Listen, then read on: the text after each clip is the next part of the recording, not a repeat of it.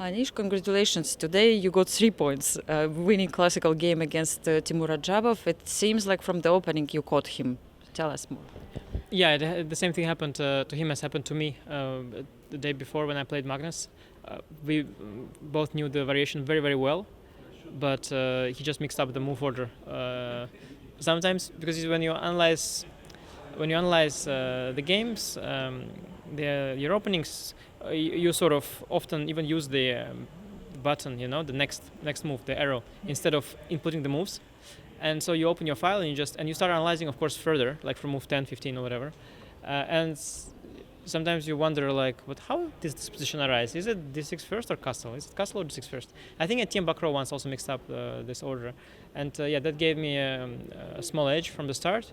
And I think the edge grew a lot. I think he didn't handle the position very well either. And I just got a fantastic advantage from the opening, basically. Yeah, but you were thinking quite a lot of time, in the opening. You were trying somehow not to mix also the moves, or what happened? No, not that.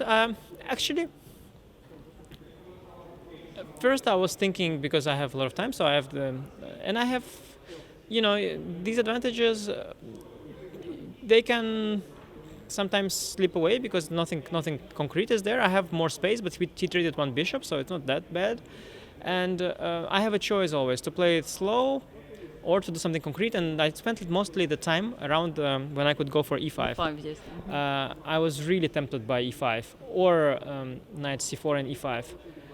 And I thought a lot about it because I felt that this has to be the move, but I just couldn't make it fully work. And of course I'm better regardless, but I thought that maybe if I start with queen b3, and then after that as well I spent a lot of time thinking about some concrete things. Basically I was trying to win the game on the spot, and after a very long thought I realized that I don't need to do that. First of all, I probably cannot do that. All this concrete stuff with knight g5 and so on, like attacking things, don't work. And I realized that, okay, maybe I cannot do that. And then I realized, but if I don't, and if I just play positionally with b4 and grab space on the queen side, I maybe just have a winning position, just positionally speaking. And the moment I realized that, I started playing much more smoothly, because then I stopped looking for these forced things, and I realized that I'm just going to win by just shuffling around. That's what happened. Yeah, I think it was very unpleasant for him. He had to defend this really worse position, and yeah, I mean, it's in modern chess it's hard to defend these positions. It's like these people used to defend back in the day, Steinitz and all that. They were had no weaknesses, and they were just digging in and waiting for opponents to blunder. But nowadays people, they don't blunder, and okay, he moves around, I move around, okay, let's move around together. Speak about yourself. I would still blunder in this position. I also sometimes blunder, but not today. Yeah, today was your day. I mean, how do you feel now that you actually climbed so fast? Let's say gaining 3 points, it's really big advantage. Yeah, I'm just really happy to have won the classical game. It's really important for me. I'm really happy with that. The standing is okay. We'll see what happens later on. How was your free day? Did you manage to rest? Or you were preparing the next the half of the day, analyzing the first game? No. It was a good day. We combined prep and relaxation. There were some obligations to open this big chess set, but it was fun, so I enjoyed it. Did you analyze this game after? No, I did actually. Because one of my moves were criticized, and I wanted to see, okay, how bad was it? Because I get very insecure about these things. I saw the game; it was a pretty good game actually.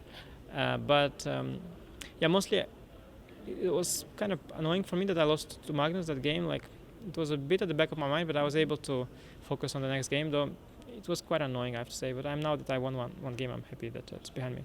Yeah, that's for sure. So sometimes it's important just to forget about everything and enjoy this free day. So this is what you try to say. What is really helpful for me is that I focus on the next game.